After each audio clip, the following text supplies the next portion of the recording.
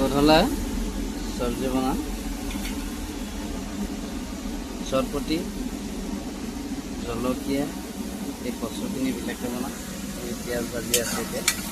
পিঁয়াজখিনি ভাজি লৈছোঁ চটপটি আৰু বিলাহী আমাৰ মিচিঙতকৈ এইটো নামচিং আনি থোৱা আছে কিন্তু অসমীয়াতকৈ শুকুতি গধলা ব্যঞ্জন এইখিনিৰ লগতে এতিয়া বনাম আৰু শুকান মাছ শুকনা মাছ আনি থোৱা আছে এইটো মাগুৰ বাকী এইখিনি এনেকুৱা মাছ পুঠি মাছ আছে কলিয়না আছে পুৰা গৰম হৈছে কি ক'বা বনাই লওঁ বনোৱাৰ পিছত খোৱা টাইমত ভিডিঅ' বনাই দি আছোঁ আপোনালোকক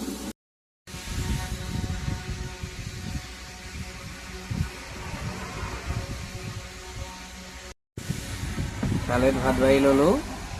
কুকাৰত বহাইছিলোঁ ভাত বাঢ়ি ল'লোঁ এই কচু চব্জি কচু শুকান মাছ আছিলে এইটো শুকান মাছ হয়